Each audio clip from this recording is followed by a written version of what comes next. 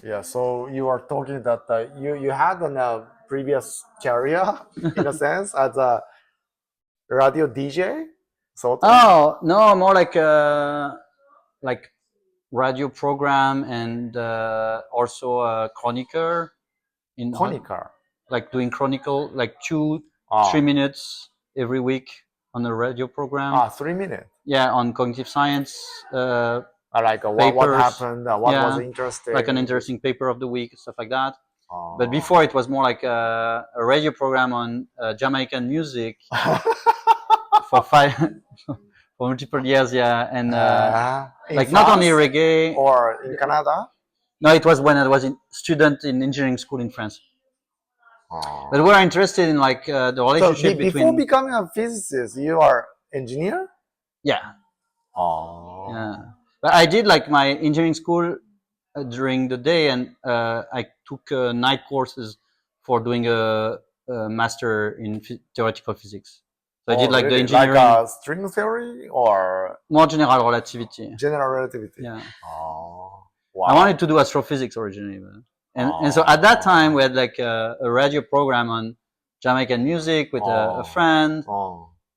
but we were interested in like the relationship between music and political discourse because I in see. Jamaica basically the independence of Jamaica was Oh, intimately linked oh, to music. People were not allowed to gather for political reasons, oh, but they were allowed to gather for music, and music became like a really a oh. catalyzer of the independence. Yeah, it's very Ah, interesting. But I like also Jamaican music. But ah, yeah, very interesting. Well, what, so when you were then interested in or working on the relativity, did you also work or familiar with Carlo Rovelli's work? that's interesting. You mentioned this guy.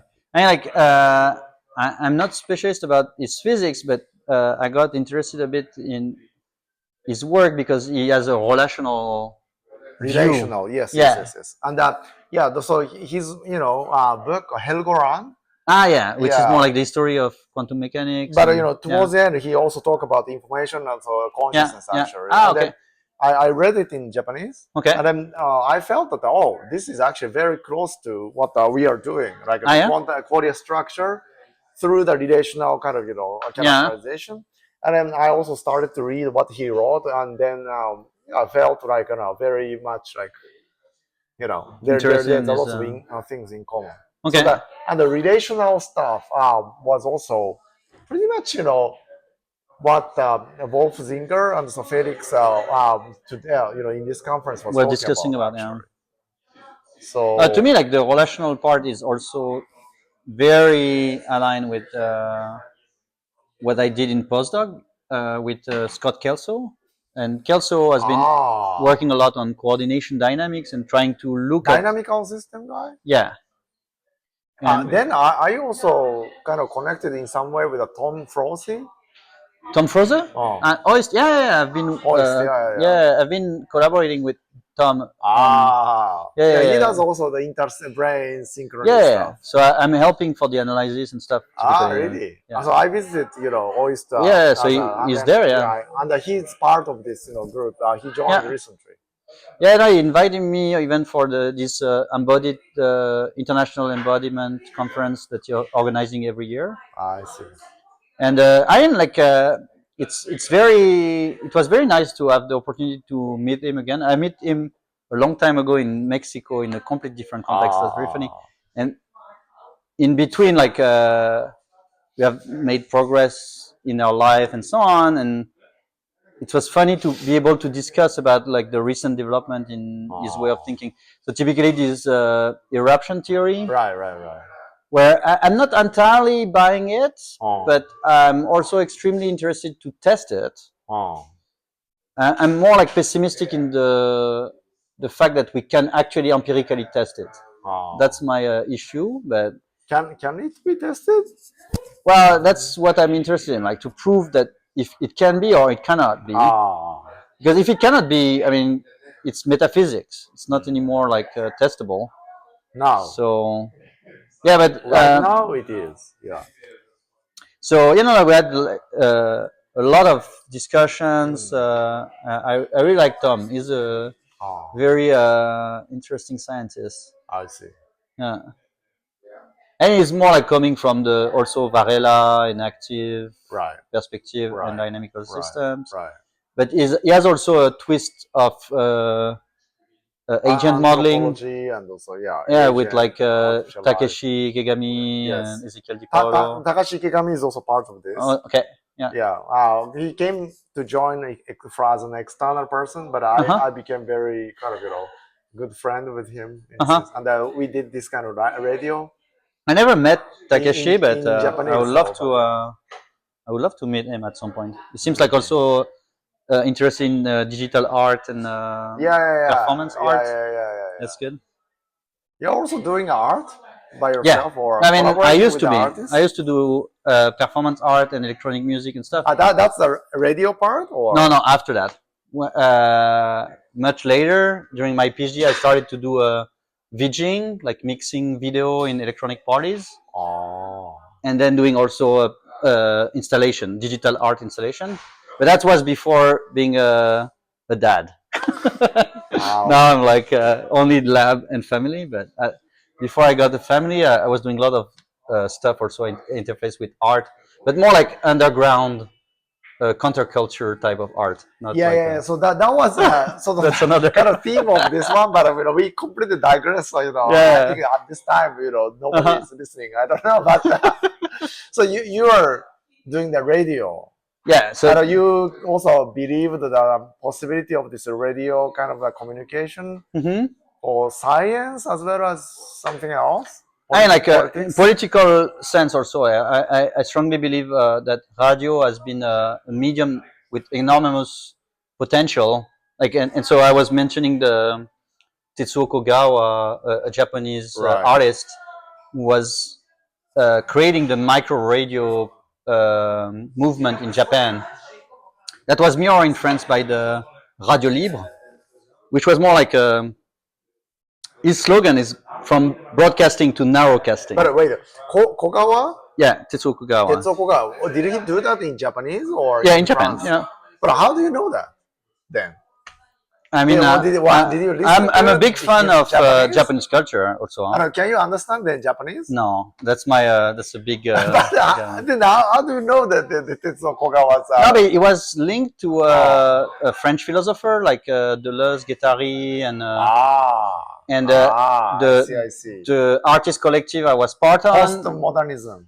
He has like a part of this, yeah, critical theory and postmodernism, Ah. but also a form of reaction to the mass culture, broadcasting culture, and trying to relocalize the discussion of citizen at the local level. I see.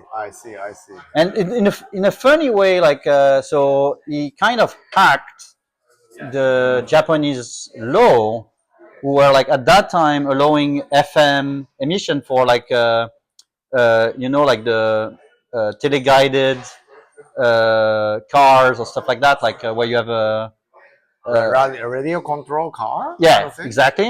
Uh-huh. So in Japanese law, Oh. you didn't have the right to have your own radio. It was only the big companies that could do that. Oh. But you had the right to use radio control for like cars, electric cars, and so on. And so he created like the movement of mini FM. So he's the person for the mini FM thing. Yeah. I mean, to me, he's like a big actor in this thing, yeah. And so he hacked the legal framework to do a radio program at the block level, like a one building or couple of building, and trying to reinstigate media at the local level. And when I was doing radio, that was also the same motivation to have a discourse that is not top down but more bottom up, and our citizen can take voice and exchange.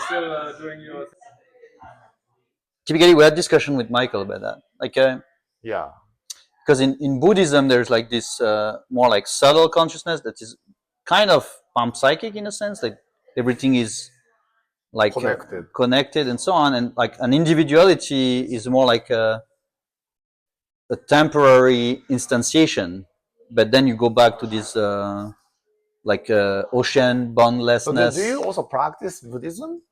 I used to do a lot of zazen. Zazen. Yeah, but since we arrived during the pandemic in Montreal, we got our first kid. I didn't add much stamina to do back a discipline practice, which my old meditation teacher would say, like, you need twice more actually. When you're saying that means you need to meditate even more. So since Peter Bruza, I met Peter, I started to kind of meet with lots of Zen people. Or maybe this quantum cognition attracts or is compatible with the Zen. I don't know. Or maybe I've been kind of not paying attention to or whatever. But yeah, recently I've been seeing a lot of people who are doing Zen or meditation. And meditation has become like much more democratized. Democratized, yes, in a fashion, or I don't know. But Yeah. I initially really didn't like it, but I started to do the Wim Hof technique. Okay, like the Iceman. Iceman. Okay. So you go in your like 5 fridge? years ago.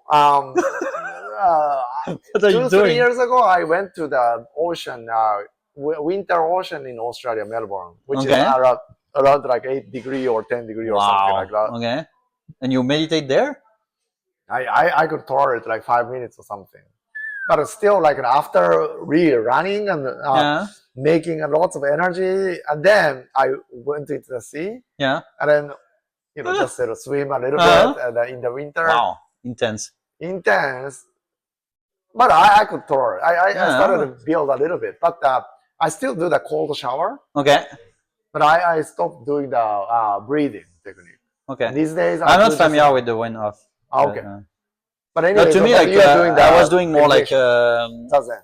Yeah, I mean, I was doing more martial art initially, and Zazen was more like compatible with this kind of way of practicing. So like in more like discipline, dojo, right, and also minimalistic, because I don't know, like the religiosity of other form of Buddhism is not really attractive to me.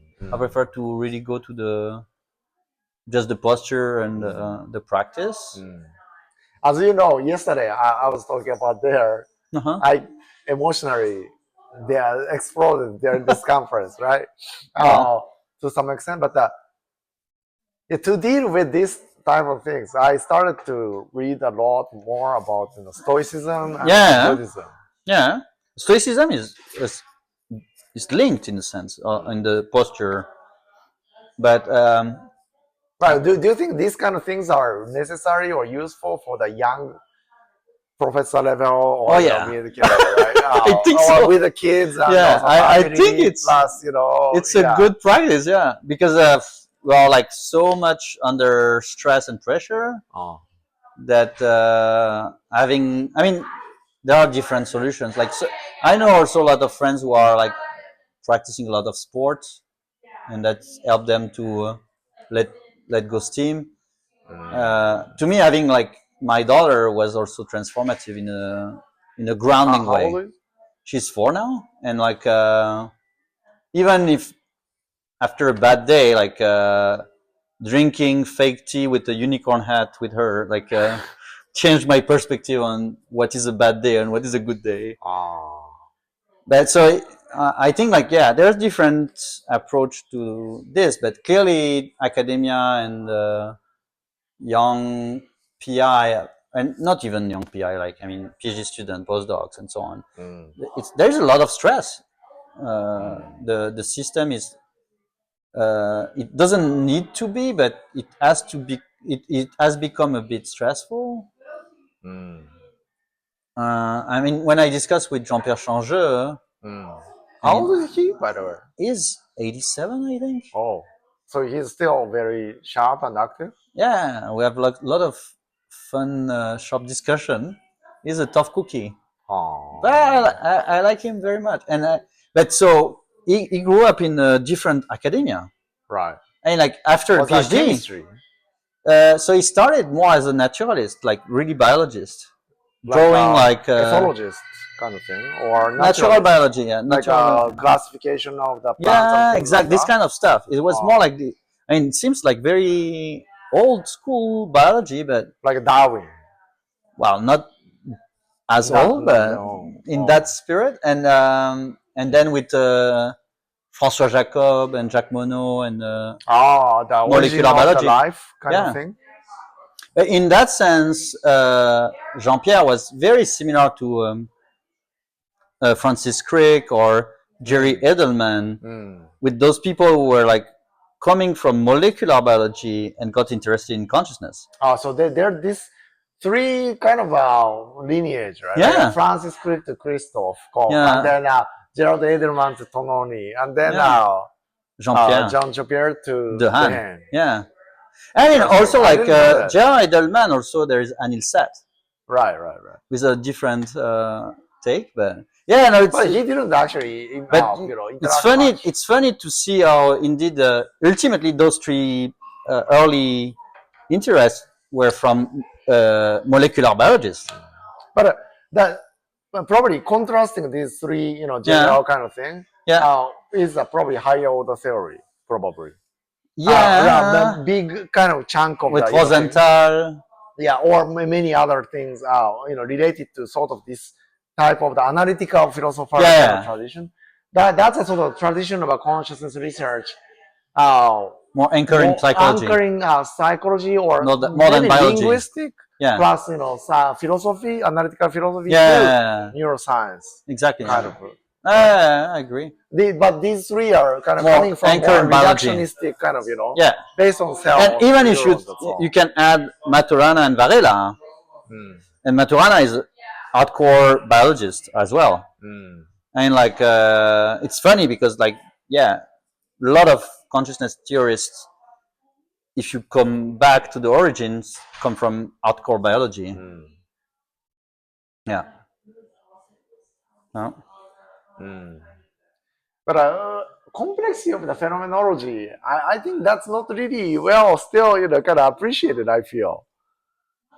That's where like maybe Varela is interesting middle path, because his take on consciousness research with neurophenomenology try to not go into reduction nor into idealization and phenomenology, but seeing those two as a co-constraint. It's very funny because it's like also very Zen in a sense. There's yin and yang kind of thing. Yeah, there's like the first person perspective or the third person perspective are not two, not one. It's like Suzuki, a Buddhist philosopher. Suzuki? I don't remember her first name, but he's like a Buddhist philosopher who worked a lot on meditation, and he has this test on not two, not one, that Varela took a lot of inspiration from, and saying like the body and the mind are not two, not one. If you think it's two, you're wrong. If you think it's one, you're wrong. And we discussed that with Michael, like accepting in a koan sense the fact that there is like things that could not be. So wait. When you say not two, not in one, about it's not dualist. It's not monist. Kind of thing. Yeah, body and mind. Mental. Well, mind they use. Physical mind. Yeah, body and not mind. Not two, but not one. Exactly. So in a sense, it is rejecting the dualism. But it's rejecting also monism. Monism. Yeah. But in the sense of the physicalism and also idealism. Yeah, exactly. I find it funny. It's like a third path. Well, what is it though then? Maybe it's accepting the paradox of it, not trying.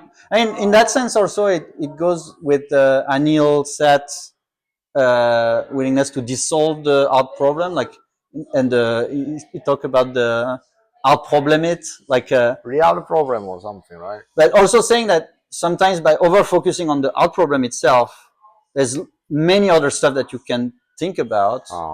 and by focusing only on that, you are like missing other interesting things. I know that because he became kind of very famous suddenly in a sense.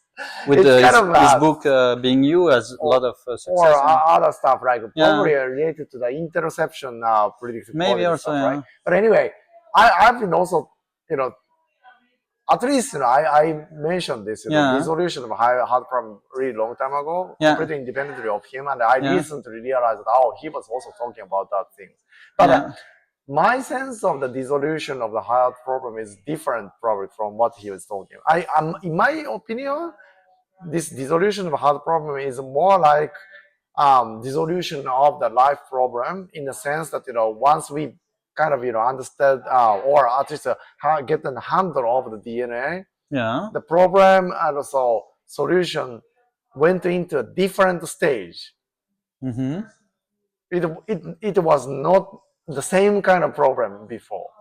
It was not about vitalism. No. Exactly. Right. How DNA does this, and then what is the holistic nature of the life, that's things like that's that. also it's the start. Very different. But that's the starting point of autopoiesis, by the way. Like when Maturana and Varela start autopoiesis, they were like this gigantic boom of molecular biology, and everybody was obsessed with the cell as a machine, with the DNA as a program.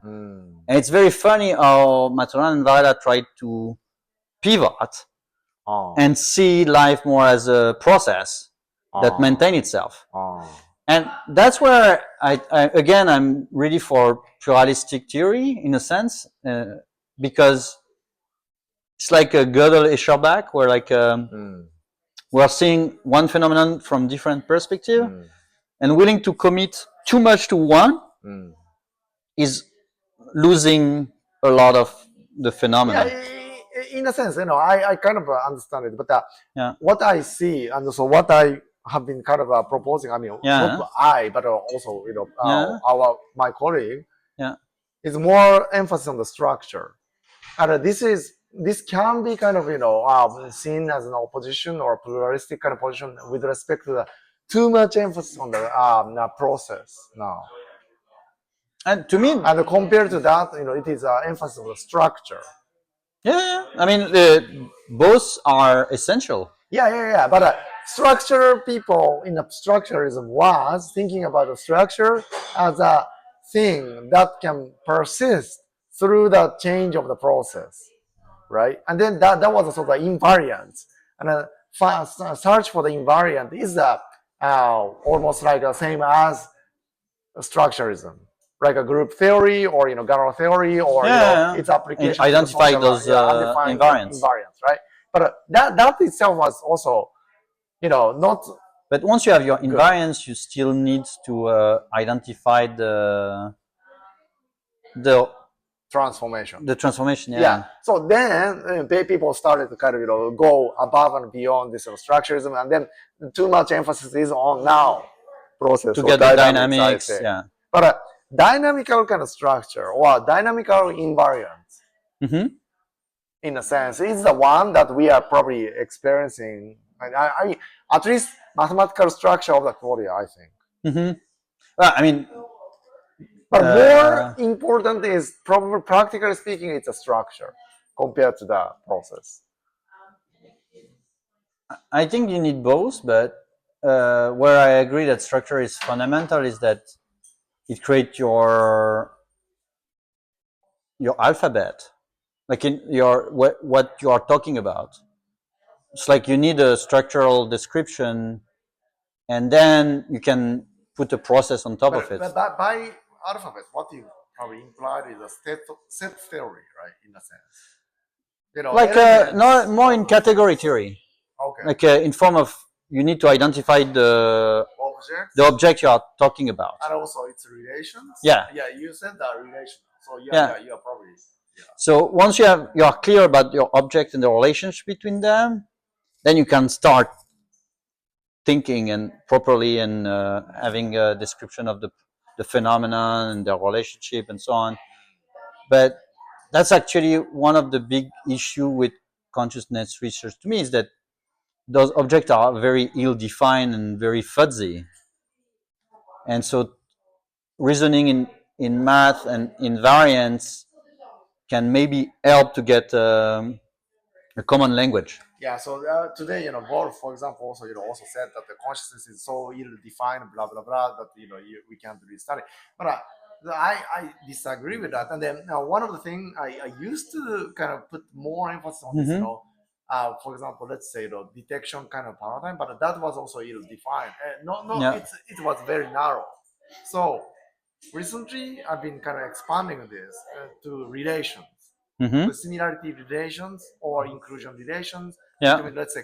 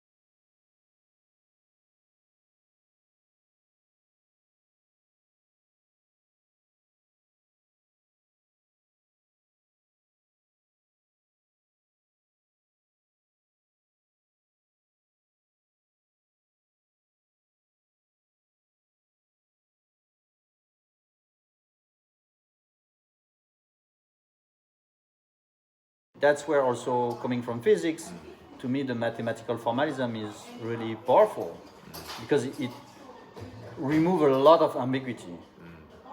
And the ambiguity of words is the root of many misconceptions or problems in consciousness research. right. I mean, so maybe this is something that I also wanted to talk to you because your session talked about causation. Yeah. So maybe I'll just